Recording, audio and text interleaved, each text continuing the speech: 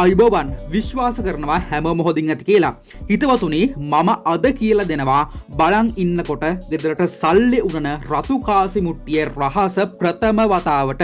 ඔයා විශ්වාස කරනවද මේ දේ හරියට කළොත් ගෙදරට එන සල්ලි 10 ගුණයකින් වැඩි වෙනවයි කියලා මාස කිහිපයක් තුලදී. ඒ වගේම මේක හරියට හදාගන්න විදිහ මම මුල ඉඳලා කියලා දෙනවා වචනයක්වත් හංගන්නේ නැතිව. මේක හරියට කළොත් නිවසට ප්‍රධාන ස්ථාන 4කින් මුදල් ගලාගෙන එනවලු හරියට ධන උල්පතකින් වගේ. ඉතින් ෆර්නිචර් විද්‍යාවට අනුව සෑම ගෙදරකම අනිවාර්යයෙන්ම තිබිය යුතු පළමු දේ වෙන්නෙත් මෙයයි. ඒ වගේම නිවසේ ඉන්න හැම දෙනාගේම ධන වාසනාව වැඩි වෙනවා, නිවසට සෞභාග්‍ය උදා වෙනවා. ඒ වගේම වාසනාව උදා වෙනවා. කොටින්ම හරි හම්බ කරන මුදල් වල ලොකු වර්ධනයක් ඊටාම කෙටි කාලයකින් ඔයාට බලා ගන්න පුළුවන් වෙනවා. ඒ වගේම ගොඩක් අය මේ රහස හංගනවා. මොකද මේක ලේසියෙන්ම කරන්න පුළුවන්. ඒ වගේම හරියට කළොත් සුපිරියටම වැඩ කරන දෙයක් නිසා. එහෙනම් ඉතින් ඉන්න තැනින් අඩියක් ඉස්සරහට තියන්න කැමති හැමෝම එකතු වෙන්න, ලයික් කරලා සබ්ස්ක්‍රයිබ් කරගෙනම මේ රහස ගැන මුල ඉඳන් අද ඉගෙන ගන්න. හොඳයි, අදත් වෙනද වගේම ඉල්ලනවා මේ වටිනා වීඩියෝ සමග එක හුස්මට රැඳිලා ඉන්න කියලා. හිතවතුනි, අපි මේ වීඩියෝව ගේන ප්‍රධානතම හේතුව තමයි අපිට ඉන්බොක්ස් මැසේජ් මාර්ගයෙන් බොහොමයක් දෙනා කියලා තිබුණා මේ රතු මුට්ටියේ රහසත් අරගෙන එන්නකෝ කියලා. ඉතින් ඒක නිසා අපි හොයලා බැලුවා මේක ඇත්තටම මොකද්ද, කොහොමද මේක හදාගන්නේ සහ කොහොමද වැඩ කරන්නේ කියලා. ඉතින් එහෙම තොරතුරු සොයාගෙන යන ගමනේදී අපිට මේ ගැන හරිම අපූර්ව කරුණු ගොඩක් දැනගන්න පුළුවන් වුණා. ඉතින් මේ හැම දෙයක් ගැනම අපි ඔයාට අද කියලා දෙනවා. මොකද අපිට ඕනේ ඔයාගේ ජීවිතය දැනුමින් පුරවන්න වගේම යහපත් ආකල්ප වලින් හැබැයි ලස්සන සෞභාග්‍යමත් හෙට දවසක් ඔයාට උරුම කරලා දෙන්න. හරි, වැඩි කතාවක් නැහැ. අපි බලමු මේක හදාගන්න අපිට ඕන කරන අමුද්‍රව්‍ය මොනවද කියලා. මුලින්ම අපිට දෙහි ගෙඩියක් ඕන, ඊළඟට මැටි මුට්ටියක් ඕනේ, ඊළඟට රතු සායම් සහ ඇති පමණ මාරු කාසි ඕනේ. ඉතින් ගොඩක් අය මේකට දෙහි භාවිතා කරන්නේ නැහැ. නමුත් අපි මේ ඔයාට කියලා දෙන්න හදන්නේ නිවැරදිම ක්‍රමයයි, කිසිම ගුරු මුෂ්ටියකින් තොරව. ඊළඟට හිතවතුනි, මේ මැටි මුට්ටියේ පොඩි ළමයි සෙල්ලම්පත් උයන ප්‍රමාණය එකක් විය යුතුමයි. සායම් නම් ඕන වර්ගයකින් භාවිතා කරන්න පුළුවන්, හැබැයි රතු පාට විතරයි. හරි, දැන් අපි අමුද්‍රව්‍ය ටික දන්නවා. එහෙනම් අපි බලමුද කොහොමද මේක හදාගන්නේ කියලා. ඉතින් හිතවතුනි, මුලින්ම මේ දෙහි ගෙඩිය අරගෙන තුනට පලා ගන්න ඕනේ. ඉතින් ඊට පස්සේ මේ දෙහි බෑ තුනම වතුර කෝප්පයක ප්‍රමාණයක දිය කරලා ස්ප්‍රේ බෝතලයක් භාවිතයෙන් ගෙදරට ඉසින්න ඕනේ. මතක තියාගන්න, ෆර්නිචර් විද්‍යාවට අනුව මෙහෙම ඉසින්න ඕනේ උදෑසන 10ත් 12ත් අතර කාලය තුලදී විතරමයි. ඉතින් මෙහෙම කරන්නේ නිවසේ ඉන්න අඳුරු গুপ্ত ශක්තියින් ඉවත් කරන්න සහ නිවස වඩාත් ප්‍රබෝධමත් ස්ථානයක් කරගන්න. ෆර්නිචර් වලදී මේක හඳුන්වන්නේ දෙහි ප්‍රතිකර්මය කියලායි. හරි, ඊට පස්සේ අපේ අර මැටි මුට්ටිය අරගෙන මේක හොඳට පිරිසිදු කරගන්න ඕනේ. ඉතින් ඊට පස්සේ ඔයාට පුළුවන් පින්සලක් භාවිතා කරලා මේ රතු පාට සායම් මේ මුට්ටිය පුරාම හොඳට ඒකාකාරී විදිහට ගන්න. ඉතින් මේ නම් භාවිතා කරන්නේ රතු කුඩු කියන සායම් වර්ගය තමයි. මොකද මේවා හොඳට මැටි මුට්ටියට එහෙම නැත්නම් මැටි වලට අල්ල ගන්නවා. මතක ඇතිව අනිවාර්යයෙන්ම මුට්ටියේ කට අසල සහ බද ප්‍රදේශය හොඳට ආලේප කරගන්න ඕනේ.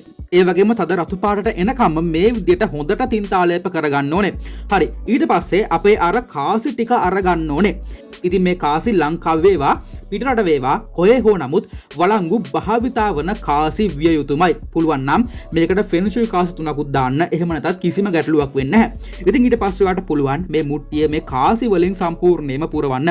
පුළුවන් නම් සම්පූර්ණයෙන්ම පිරුණාට පස්සේ උඩින්ම මුදලේ වටිනාකම අදින් ලොකුම කාසි ටිකක් දාන්න. ලංකාවේ නම් රුපියල් 10 වගේ කාසි. ඉතින් ඊට පස්සේ ඔයාට පුළුවන් මේ මැටි මුට්ටිය නිවසේ බස්නාහිර දිශාවේ ස්ථානගත කරන්න. එතකොට ෆර්නිචර් විද්‍යාවට අනුව කාසි පුරවපු රතු පාට මැටි මුට්ටියක් නම් ඒක අයිති වෙන්නේ බස්නාහිර කියන පැත්තටයි. හැබැයි බස්නාහිර එන්නේ නාන කාමරයක් නම් මේක එතන තියන්න බෑ. එතකොට නිවසේ සාලේ හරි මැද ඉඳලා බස්නාහිර දිශාව හොයාගෙන ඒ පැත්තෙන් තමයි මේක ස්ථානගත කරන්න ඕනේ. ඒ වගේම තමයි කිසිම හේතුවක් මත බිමින් තියන්න බෑ මේ මුට්ටිය.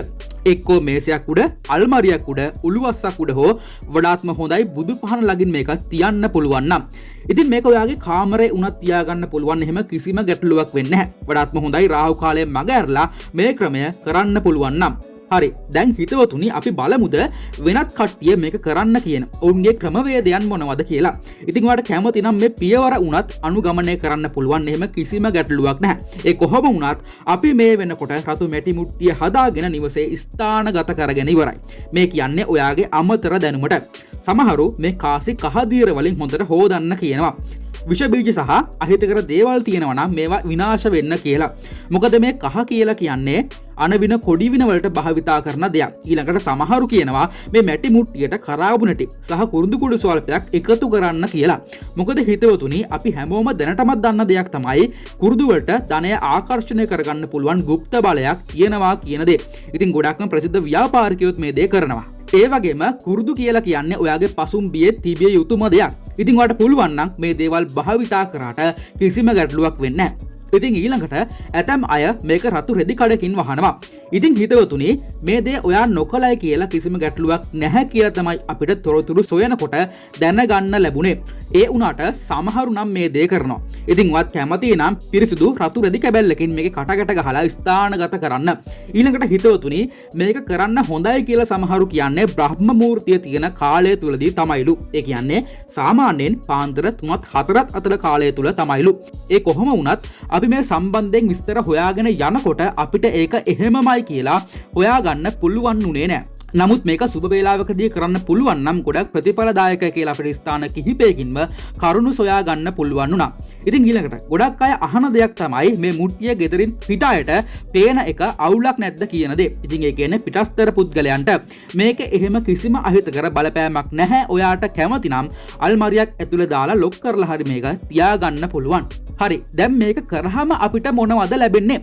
පළවෙනිම දේ තමයි ගෙදර ඉන්න සියලුම දෙනාගේ ධන වාසනාව ඉහළ යනවා. මොකද මේ රතු මැටි මුට්ටියේ ප්‍රධානතම පරමාර්ථය ධනය සහ වාසනාව ඔයා වෙතට ගලාගෙන ඒම උත්තේජනය කිරීමයිලු. ඊළඟට නිවසට නව ධන මාර්ග විවෘත වෙනවලු.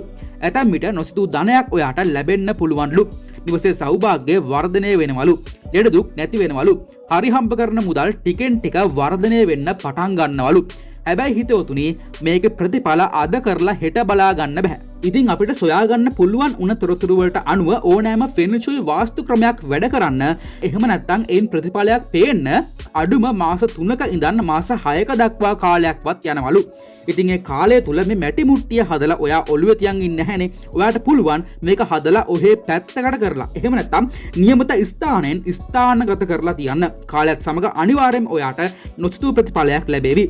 ඉතින් අවසාන වශයෙන් මෙන්න මේ කියන කරුණු ටිකත් ඔයා හොඳට ඔළුවට දාගන්න ඕනේ. ඒ තමයි මේක හදලා නිකන් තිබ්බයි කියලා ඉබේ මුදල් පහළ වෙන්නේ නැහැ. මහන්සියෙන් උත්සාහයෙන් වැඩ කරන්න.